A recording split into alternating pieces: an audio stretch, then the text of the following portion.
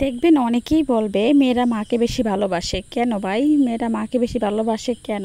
মা ঠিকই ওই ভালোবাসার জায়গাটুকু রাখে, মা সবসময় তাদের জন্য রেখে দেয়, মা কখনোই তাদেরকে রেখে খায় না। তো আপনারা আবার এটা বললেন না যে আমার শাশুড়ি মা আমাকে ভালোবাসে না। আমার শাশুড়ি মাও কিন্তু আমাকে অনেক ভালোবাসে আলহামদুলিল্লাহ। আসসালামু আলাইকুম এভরিওয়ান, কেমন আছেন সবাই? আশা করি সবাই ভালো আছেন। আমি আলহামদুলিল্লাহ আপনাদের সকলের দোয়ায় ভালো আছি, একটু অসুস্থ, তারপর আলহামদুলিল্লাহ ভালো আছি। তো ইতিমধ্যে আপনারা অনেকেই জানেন, যারা যারা আমাকে দেখেন রেগুলার ভিডিও, তারা জানেন যে আমি আমার বাবার বাড়িতে এসেছি। তো বাবার বাড়িতে আসতে গিয়ে আমার অনেক কষ্ট পেতে হচ্ছে, অনেক ব্যাগ পেতে হচ্ছে। কেবিন তো এখন বুক করাই মুশকিল, অনেক আগে থেকে বুক করে রাখতে হয়, আমরা রাখিনি, তাই অনেক কষ্ট হয়েছে। যাই হোক, অনেক কষ্ট করে বাবার বাড়িতে আসলাম। বাসায় এসে মায়ের স্নেহ ভালোবাসা সবটুকু আর আপনাদের মাঝে শেয়ার করতে পারি নাই, মানে যেটুকু স্কিপ করতে পারছি সেটুকু আমি আপনাদের মাঝে শেয়ার করছি। তার মধ্যে আপনারা বুঝতে পারবেন একটা মায়ের ভালোবাসা কতটুকু হয়। সে নিজে না খাইয়ে গাছের ফল সে মানে রেখে রেখে রেখে রেখে নষ্ট করে ফেলছে, তাও সে খাচ্ছে না। আমার মেয়ে এসে খাবে গাছের ফল। তো এখানে দেখতে পাচ্ছেন আমার আম্মা আমাদের জন্য পেঁপে রেখে দিয়েছিল। এটা আমাদের গাছের ছিল,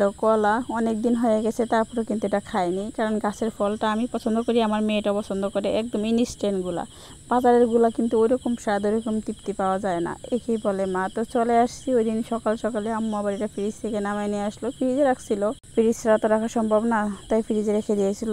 আমি ভিডিও করবো বলে আমি আমার আম্মুকে পুকুর পাড়ে নিয়ে আসলাম এটা কাটার জন্য। আম্মু আমাকে কিছুক্ষণ একটু রাগ করছিল যে পুকুর পাড়ে কাটবে বা কিছু, তারপর আমি তাকে নিয়ে আসছি এখানে।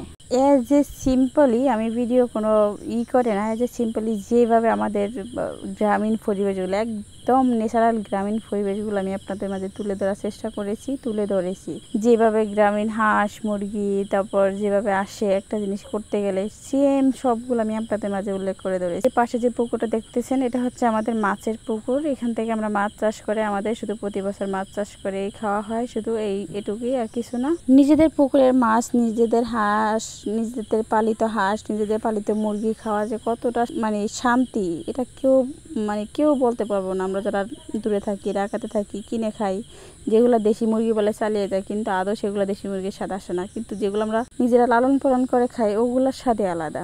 তো যাই হোক, প্রথমত আমার আম্মু আমাদেরকে পেঁপে কেটে দিয়েছিল আমার মেয়েটাকে। আমার মেয়ে তো গাছের জিনিস খুব পছন্দ, মানে সে গাছ থেকে পেরে দেবেন, সে এগুলো খুব পছন্দ করে খাবে। সে কত এক্সাইটেড খাওয়ার জন্য, দেখতেই পাচ্ছেন।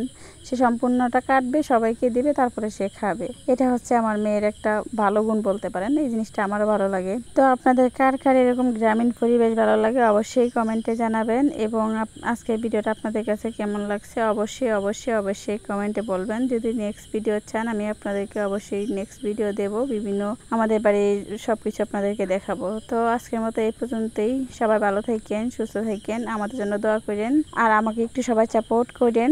তো আজকের মতো এখানে, আল্লাহ হাফেজ, আসসালামু আলাইকুম।